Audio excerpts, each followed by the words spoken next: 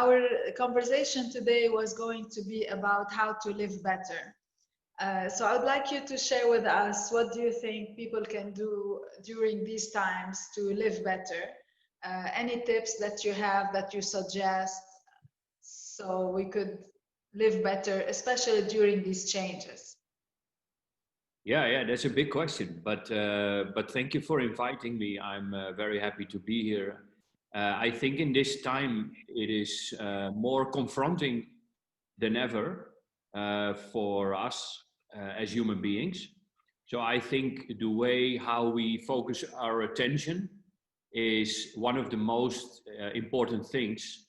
It was already, but now you can see that all the well-being that you have needs to be protected, right? So I think when you wake up, it is a good thing to, for example, write 10 things you're grateful for, or during the day, just to focus your attention on the right things.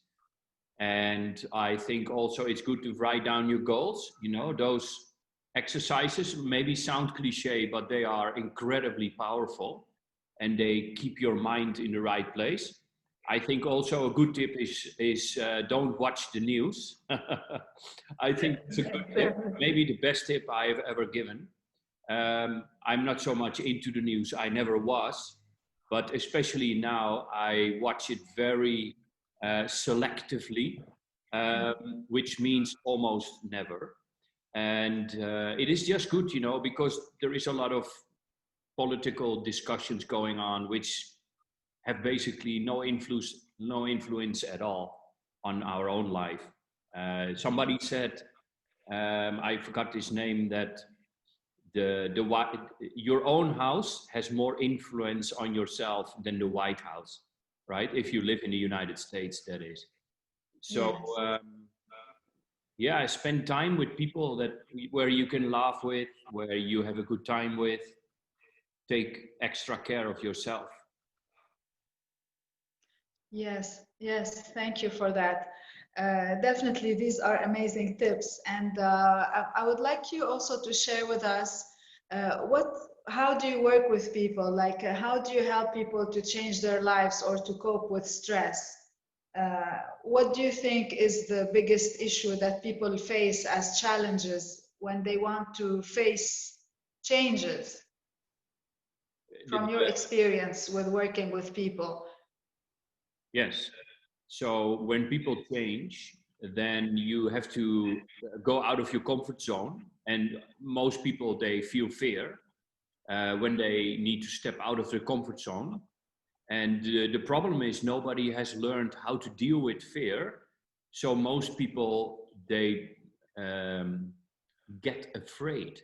And then they get back into the comfort zone and they don't change. Or they don't make the decision because fear stops them. And that is what I see definitely in most people who want to make changes. For example, I teach hypnotherapy in the Netherlands and in other countries, and people want to start their own coaching practice. So they have the skills, but to become an entrepreneur is a very big step for them. Their heart desires it, but their body takes over with fear. And then they get into this internal dialogue, and basically the fear almost all the time wins, unless they have learned how to deal with fear, which is basically do it fearful. Make the decision and just feel the fear and do it anyway, which is more easier said than done for most people. But that is what I see the most. People are afraid for change. They don't choose to be afraid, but it's the reptile brain protection for the comfort zone. Yeah. Yes, I totally relate to that.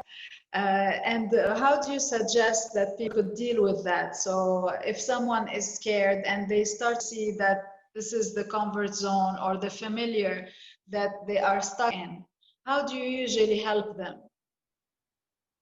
Yeah, that is a good question.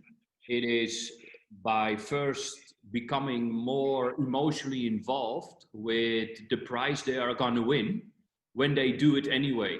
right? So it has to do with making the picture so colorful, so attractive, irresistible, your vision. We're talking about your vision, something that motivates you, drives you, you're passionate for.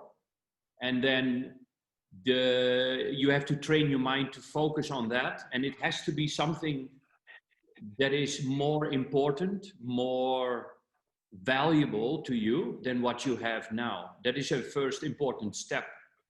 If the thing where I am now is equally important, then the fear can win easily. If I can make my, for example, step to become an entrepreneur, as the example I just used, more irresistible, more attractive in my mind by reading about it, speaking to people who are having it, and basically get inspired, but a lot, that can definitely help, because people sort of forget to be afraid. It's like getting a toy as a young girl or a young boy, that you forget all the bad things that can happen because you're so focused on how much you love it. I guess it has to do with love. You have to love what you do and then make a vision about that, or for that. That is more easy to conquer fear. I think another thing is to understand that fear in and of itself has no bad intentions. It doesn't exist, actually. It's just a thing in the brain which is there for a long time. You can basically ignore it and just step into it, what you want to do, which takes a little bit more explanation for people most of the time. Yes, thank you. Thank you for this beautiful answer. I would like also to ask you about some techniques that you told me that really are helping people to change. You have mentioned last time working with the inner child. Can you tell us more about that and how important this is for people to be able to change and heal? Yeah, I think when we last spoke, we talked about the inner child, right? And we were already adults. So the inner child is a metaphor for basically, or a symbol even, for how we were as children. And sometimes we have not grown beyond a point of development. For example, when I wanted to start my own business and I wanted to have my own company and I wanted to grow it, I felt also afraid, almost in the same way how we just talked about it. So inner child work can help to sort of have a conversation inside with that part of us we call the inner child, because it is basically there for protection. But from the mindset of a child, everything is fearful. And that is an overprotection, which most of the time is more a blockage than a protection.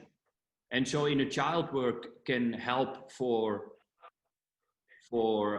sort of soothing ourselves, nourishing ourselves, making ourselves more relaxed and calm on the inside. It's literally like a little child that can be like in a panic, and while nothing is going on, right? Sometimes you see a child in panic, and you know as an adult, because you have other information, that the child doesn't have to be afraid. So we can do that with ourselves too, when we get rejected in a love relationship, or when we need to grow up, basically, because because we want to make a next step in our life. Yeah. Yes, definitely. I work with people on the child, parent, and adult stages. And, you know, as we both know, that these are parts in us that have positive intentions, Yes. but they have recorded some experiences depending on what we lived during our history. I work also a lot with people to understand their inner child motive and need. So once the person starts to understand what is the inner child need, or what is the fear about this change, and where does it come from, the change becomes easier for people. Absolutely. So what's your suggestion regarding to become an adult once the person is in its child state? If we come back, if you like to talk a little bit about regression or hypnosis and how you could help with that technique of regressing to the inner child and creating this healing, and how many sessions could people need to reach that healing? Yeah. Well, I think one of the tricks is basically to be there for the inner child, but to take over the power of choice and put it in the hands of the adult. Because sometimes the inner child just continues to be afraid and just continues to feel helpless, powerless, or it's in the end it's an unconscious habit which sometimes doesn't change so quickly or not at all, and is even not necessary unless we give it too much power. When you give the inner child the power of choice, basically we are screwed, because then we are so obsessed and focused on the inner child because it needs to change for us to change in our current daily life, while actually we have the power to change already, which is a conscious choice. And many times in hypnosis landscape or in hypnotherapy, since I am sort of in that field for a long time, they give too much power to the inner child, or even to the unconscious or subconscious mind. The subconscious mind is the powerhouse. However, if you don't feed it with the right food, it becomes a powerhouse against us. So in the end, we have the power to choose, which is a thing that is very important. Like a captain on a ship, you know, the paddlers are going to the destination they have been programmed with, and they need a better direction. So yeah, regression work is what I do a lot. I teach transformational therapy and advanced regression, which is very cool to do, and very good for healing processes. It takes about 3 sessions, depending a little bit on where people want to work on. But if you have more issues, let's say, 3 up till 6 sessions is what I do with my clients. It's more generative work instead of symptomatic. So it is basically making life changes more than one thing. And well, for example, if somebody says, I feel in my love relationship, sometimes I get very angry. Yeah. And people can, in a regression, you can go back in time, see where that anger comes from, and heal it with a conversation with the perpetrator or with the person where they were angry on or towards. And or there was an old conflict, and we can resolve the conflict whereby the perception changes towards that person, and the inner child basically changes. But actually it's the adult who changes in the hypnotic state, and becomes more relaxed, because the projection is transforming. And we can help, or I can help clients to, I help clients doing a lot of those processes.